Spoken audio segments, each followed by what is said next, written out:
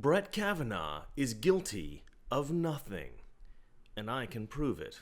Mr. Reagan. Before I begin the actual video, I'd like to say that today I had a coffee with Dwayne Benson. He's one of the subscribers of my channel, a really stand-up guy, and also a patron on my Patreon account. So thank you, Dwayne, and all of my patrons on Patreon. So, what is my proof that Kavanaugh is innocent? Reason, logic, and rationality. Actually, the key to Kavanaugh's innocence is actually in the accusation itself.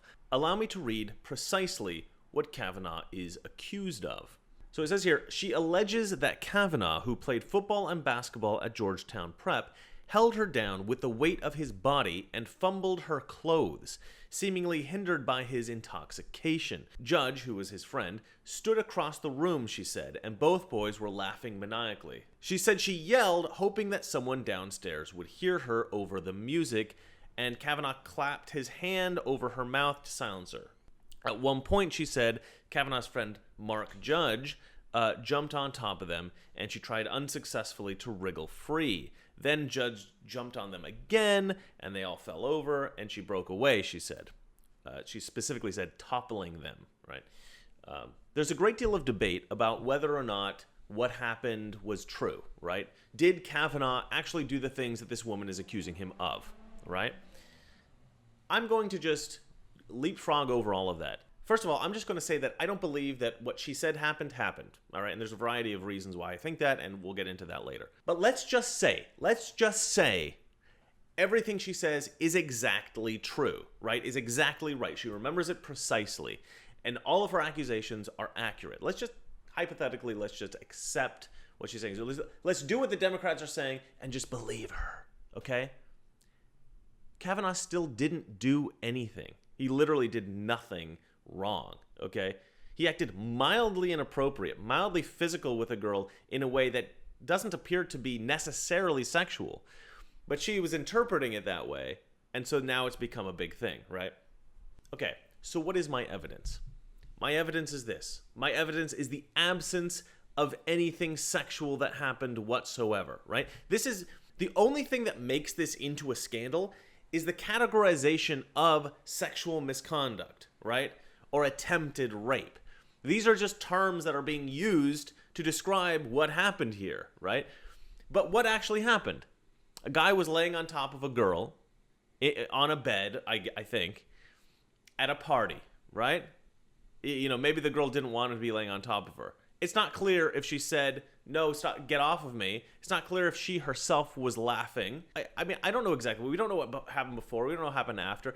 Everything in this accusation is just that there was a boy and there was a girl, and they were kind of roughhousing, right? He was on top of her, and maybe he was embarrassed when she screamed, so he put his hand over her mouth. Literally, everything that's happening here is like stuff that I've done with my brothers when I was 7 years old, right? Or even my sister, maybe, right? Wrestling around with them.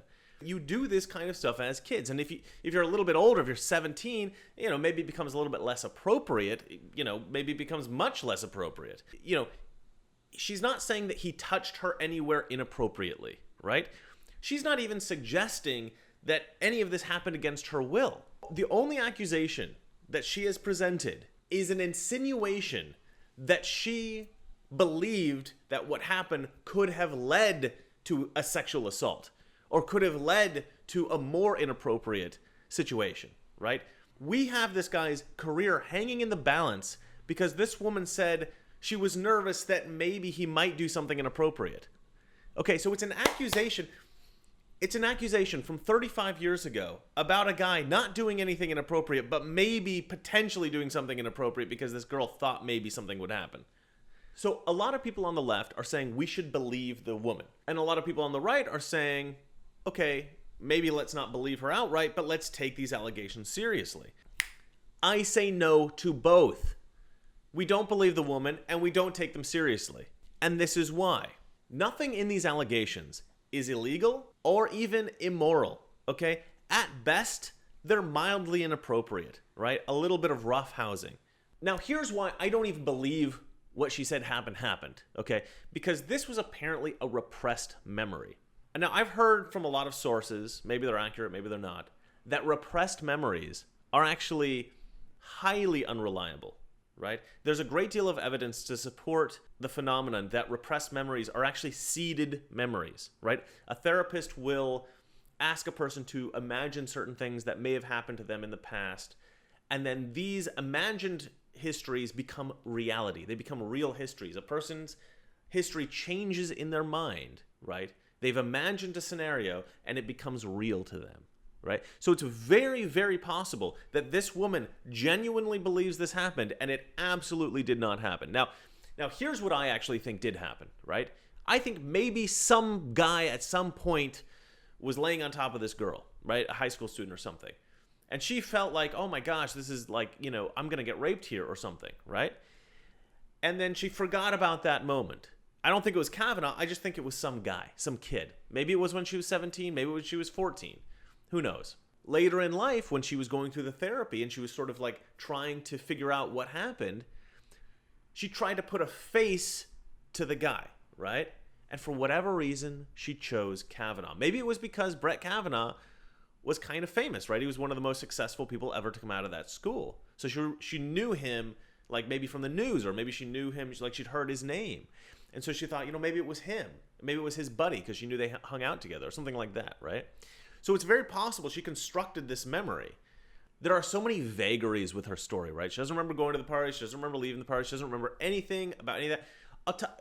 She just remembers very specifically that it was Brett Kavanaugh that jumped on her and all this stuff happened. Something she forgot for most of her life and then was dredged up again in therapy. I do not accept the validity of a repressed memory from anyone ever, right? Unless there's some kind of evidence that you can use to corroborate it. Repressed memories are often invented memories, right? You can actually see this kind of seeding of memories on certain YouTube videos. There's a show called Minefield in which the host actually does seed memories effectively into the minds of some random people that sign up to be on the show, right? They don't really know what's going on, but he seeds the same memory into many of their minds. Some of them aren't affected by this. Some of them it doesn't work on, but some of them it does work on. And I've seen the same kinds of things. Like, minds are very kind of tricky things. They play tricks on us, right? So this woman's memory from 35 years ago that she completely forgot for most of her life and then later on suddenly remembered, we're supposed to just believe that as accurate? I don't think so. So in conclusion, not only is this not credible, but even if it is credible, even if by some chance this is exactly what happened, nothing happened.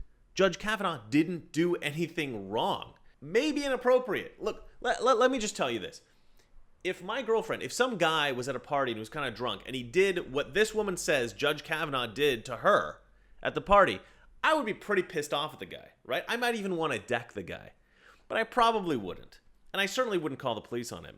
And I absolutely wouldn't try to ruin his career. Roughhousing isn't necessarily dignified. It's certainly not respectful, and I don't like it. But it's roughhousing. It's what kids do. It's what teenagers do. I mean, we've got to ruin your life. We've got to ruin your career because some girl once thought maybe you might do something bad. I mean, that's completely mental. All right, so this isn't really new evidence, all right? This isn't really breaking news, but it's the perspective that nobody's talking about. Nobody's actually recognizing the truth of the situation, which is that even if the woman's right, it still doesn't matter. The guy didn't do anything horribly wrong. This is the weakest form of accusation. It's literally like, okay, let's say something somewhat slanderous of this guy so that maybe it'll become a news story and that maybe it'll delay the vote long enough where we don't have to get him in. We can just keep delaying it, right? I mean, we obviously know why the Democrats are like really pushing this. Okay. And I think I heard Tucker Carlson or Ben Shapiro or somebody say that they'd heard she's a nice woman. I take their account for it. Maybe she's a nice woman. I'll accept that, right? Maybe she doesn't even want the attention. Maybe she doesn't even want the scandal. She doesn't even want to delay the vote. Maybe just thought it was her duty to do this, right? But I imagine that somewhere in her, if she is a strong leftist, somewhere in her consciousness, she's like, delaying this vote is a good thing. Like the Democrats, they're the experts. They're the politicians. They're the experts. I'm going to defer to them. If they think delaying the vote is good, I'm just going to go along with that. If they want to use my story for that, I'm just going to go along with that, right? To me, this is absolutely abhorrent. Everything that they're doing with this Brett Kavanaugh thing is completely mental. They're taking the smallest little thing, they're blowing it up to try to ruin his career. It's so stupid. Not only should we not care about this story, but Republicans, conservatives, we should all be outright saying, this is stupid, we're going to ignore it. Okay, yeah, okay, it doesn't look great. I don't care, all right? That's the just thing to do. You ignore the story. You say, we don't care, we're going ahead with the vote. And every single person in Congress needs to say that, because what she's accusing him of is so unbelievably insignificant that no one should care. Now, okay, she's going to go testify. If she goes ahead and testifies next week, which she says she's going to do, great, right? Okay, so then we'll get a more detailed story. If then there's a more significant accusation, then maybe people might think differently. Maybe they should look into it. But as it stands, a repressed memory of a guy jumping on her one day and scaring her into thinking that he might rape her, but no rape happened, no inappropriate touching happened, right? How is this a scandal? How is this something to be investigated by anyone? Okay. If by grope she meant that he actually touched her inappropriately, that would be something. But she's not saying that. She said that he fumbled with her clothes. I don't understand. How is this a scandal? Only in America. We're so privileged in this country. Everybody throws around the word privilege, right? Oh, you got white privilege. Listen to me. We've got wealth privilege. We've got the privilege of not living in a culture in which women are actually raped all the time, right? We're living in a culture where people aren't attacked so often that that we can actually look at a guy roughhousing with a girl and say, well, she was scared maybe that he might do something inappropriate, so then we have to go after him for that. That's how luxurious our lives are. We live in unbelievably luxurious circumstances. We don't have to worry about real problems, and so we hunt down people for the insignificant little things, and we label them problems when they're really not. We say groping when the guy touched our arm, right? That's not groping, all right? That's just playing around. That's just goofing off, all right? Kavanaugh isn't a rapist. The Democrats have nothing. Let's just skip over this thing. We shouldn't even humor it. Okay, just because CNN is saying it's a big deal doesn't mean it is. All right, let's just get this guy into the Supreme Court. Move on, all right? All right, that's it for me. If you like this video, hit the like button. If you want to see more videos like this, please subscribe. And if you hate me, you're probably a feminist. And feminism, as Milo Yiannopoulos says, is cancer. This is a circus. It's a national disgrace. It is a high-tech lynching for uppity blacks who in any way deign to think for themselves.